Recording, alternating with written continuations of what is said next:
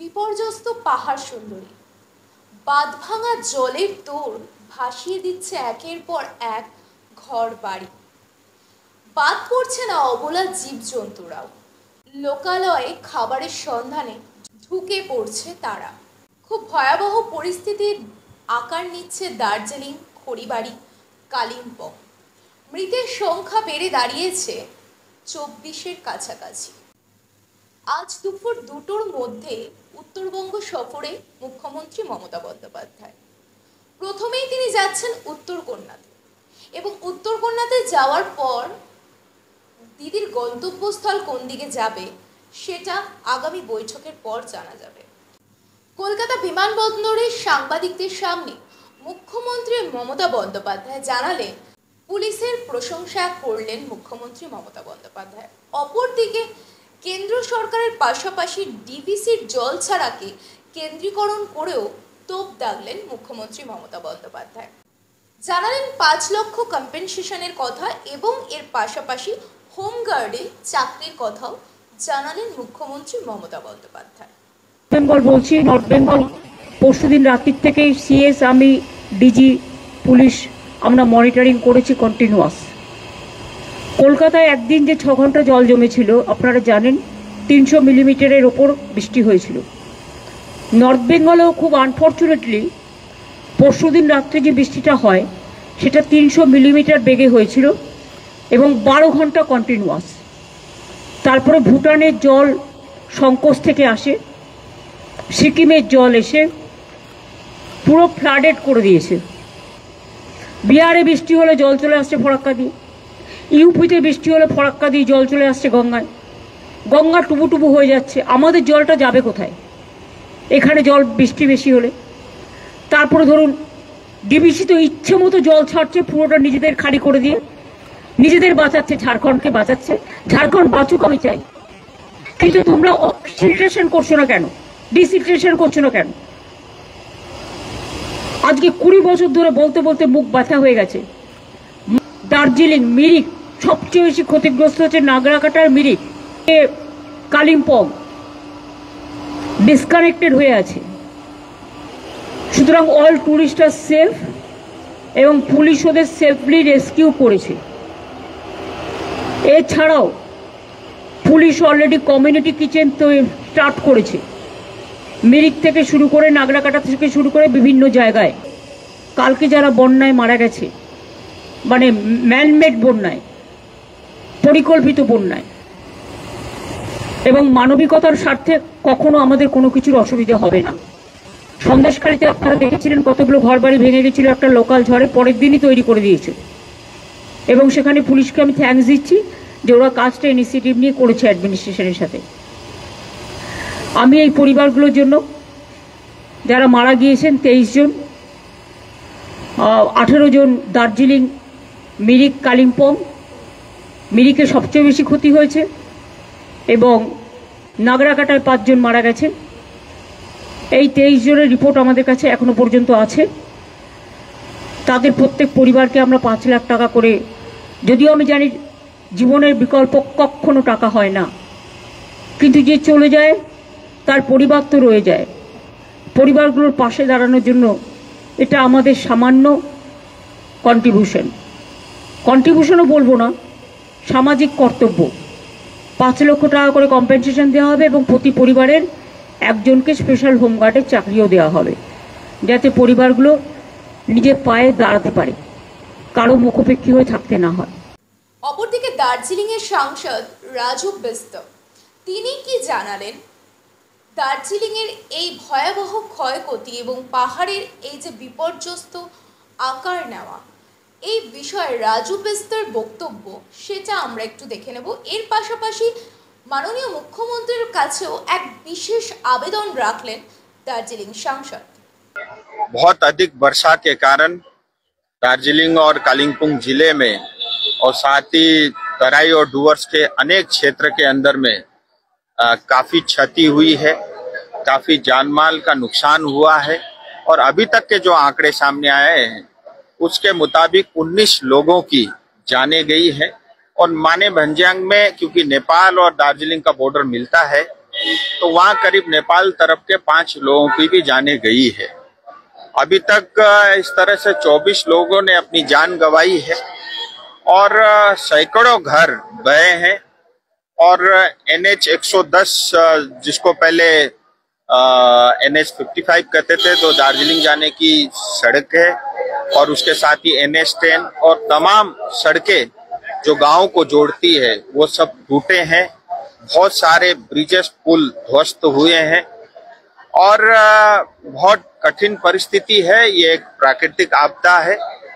प्रधानमंत्री जी, गृह मंत्री जी स्वयं जो है इस पे निगरानी बनाए हुए हैं। NDRF की 3 टीम ऑलरेडी जो है काम पे जुट गई है और कुछ और टीम भी, गृह मंत्री जी से मेरी बात हुई थी, उनके कहने पर कुछ और टीम हेड ऑफिस से उनको रवाना कर दिया गया है। मेरी आपके माध्यम से तमाम पॉलिटिकल पार्टी के साथी, उनके कार्यकर्ता, सभी वॉलेंटियर, सभी संघ संस्थाओं से मैं निवेदन करता हूं कि ये एकजुट होकर के हम सब लोग प्रयास करके जो लोगों को कष्ट हो रहा है उसको कम करने का प्रयास करें, ऐसा मैं अपील करता हूं। और तमाम लोग जो इस लोगों की सेवा में लगे हुए, मैं उनका भी आभारी हूं। और मैं चाहता हूं कि हम सब जुटें और कम कष्ट लोगों को हो। और ये एक, जैसा मैंने बताया, एक प्राकृतिक आपदा है। और मुझे ये भी जानकारी मिली है कि कल मुख्यमंत्री जी आएंगे इस क्षेत्र में और विशेष करके पहाड़ में। मैं उनका स्वागत करता हूं। ऐसे समय में वो जरूर आनी चाहिए। और मेरा इस बार मुख्यमंत्री जी से निवेदन जरूर रहेगा और मेरा उनसे ये आग्रह भी है कि 2023 के अंदर में जब तीस्ता के अंदर में आपदा आई थी, आज तक उन लोगों का उद्धार नहीं हुआ। और 25 करोड़ जो आपने घोषणा की थी वो पैसा आज तक जनता को नहीं मिला। और तीसरी गलती उस समय ये हुई थी कि आपने उसको प्राकृतिक आपदा घोषित नहीं किया था। इस बार मेरी आपसे निवेदन है तमाम नॉर्थ बंगाल की जनता की ओर से, दार्जिलिंग तराई डुवर्स की जनता की ओर से, नक्सलबाड़ी, फांसीदेवा और खोरीबारी पे जो नुकसान हुआ है वहां की जनता की ओर से, कि कल आप जब आए तो इसको जरूर डिजास्टर घोषित करें। क्योंकि 12,000 करोड़ से ज्यादा का रकम जो है 5 साल में केंद्र सरकार NDRF, SDRF फंड को देती है। और उसका 10% हिस्सा अगर इस क्षेत्र को डिजास्टर घोषित करने के कारण मिल जाता है तो मुझे लगता है जनता को काफी राहत मिलेगी। मेरा हाथ जोड़कर आपसे निवेदन मुख्यमंत्री जी को ये जरूर रहेगा। दुधिया पुल टूट जाने के कारण मिरिक का भी सहयोग जो है सो टूट चुका है। देखिए, जैसे NH 10 के अंदर में दिक्कतें हैं, NH 110 कई जगह रोहिणी में खास कर टूटा हुआ है, बिजनबाड़ी, रिम्बिक में समस्याएं हैं, मिरिक में सबसे ज्यादा क्षति हुई है और दुधिया में एक स्टील का जो ब्रिज था वो टूटा है। संपर्क काफी जगह टूटा हुआ है और प्रशासन और पुलिस भी अपना प्रयास कर रही है। मुझे लगता है हम सब मिल करके जल्द से जल्द उसको दुरुस्त करें। और जैसा मैंने कहा कि जो लोगों को क्षति हुई है उसकी जो है हम भरपाई तो नहीं कर सकते, लेकिन जो कष्ट अभी हो रहा है, जो होने वाला है, उसको जितना कम कर सके हम सब मिल करके उसको जरूर प्रयास करेंगे। राजू जी, आज आप कहीं जा रहे हैं इन सब जगहों के मुआयना के लिए? मैं अभी यहाँ से दूधिया होते हुए मिरिक जाऊंगा, फिर उसके बाद जो है रात में खोरीबारी और नक्सलबाड़ी की तरफ भी जाऊंगा।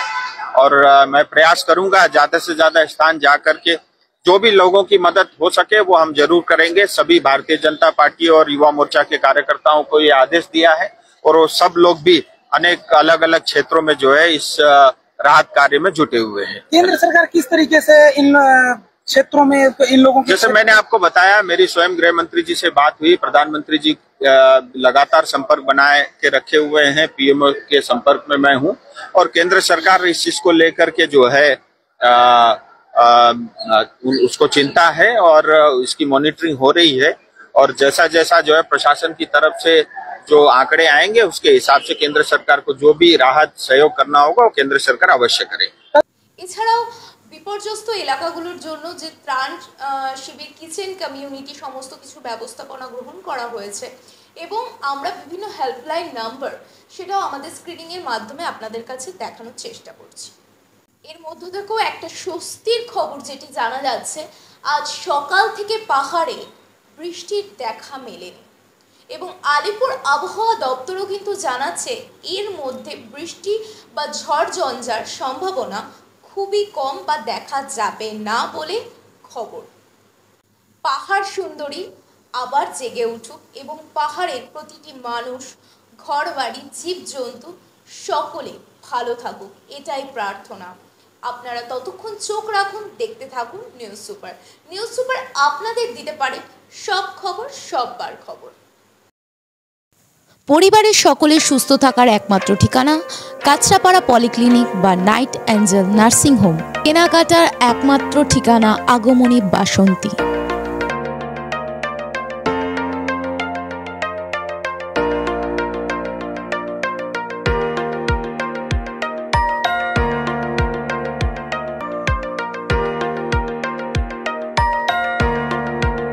এখানে আমাদের সব থেকে এখানে আশেপাশে দেখছি একটু খাবার একটু অসুবিধা হচ্ছিল, তো আমি দেখলাম কি এখানে একটা ছোট্ট একটা চায়ের দোকান করব।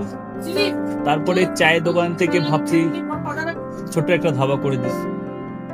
ছোট ধাবা থেকে দেখছি এবার একটু সাজিয়ে এই আস্তে আস্তে করতে করতে এইভাবে হয়ে যাবে আমি নিজেও ভাবতে পারিনি।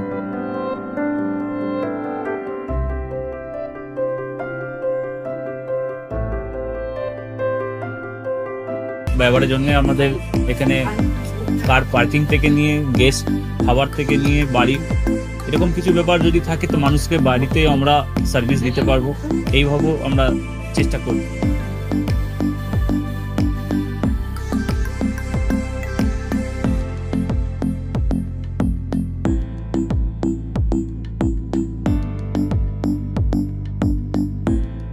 একদম সাধারণ, বাইরে থেকে অনেক চিপ বেস্টের মধ্যে খাওয়াটা কোয়ালিটিটা সবসময় পাবেন। একবার আমি মানুষকে একবারই বলবো কি একবার আমাদের কাছে এসে একবার টেস্ট করে যাবেন। দুপুরবেলা থেকে আরম্ভ আমাদের খাওয়া, থালা, বেঙ্গলি থালা, চাইনিজ ফুড সবই আছে, একবার এসে টেস্ট করে যাবেন।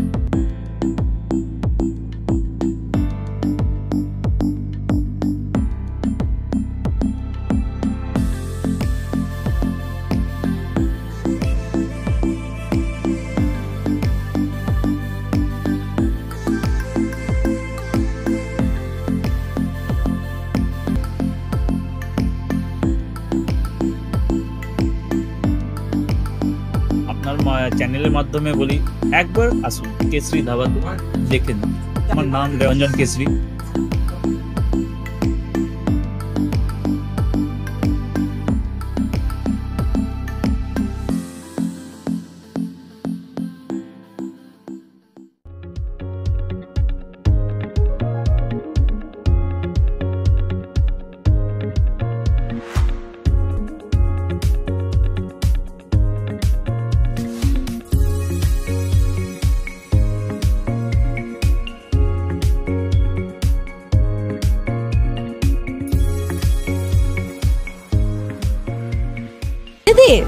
রান্নাঘরকে আরো অত্যাধুনিকভাবে সাজাতে সমস্ত কিছু পেতে চলে আসুন নৈহাটি গৌরীপুর চৌমাথা বাজার কেশরী লাইট হাউস।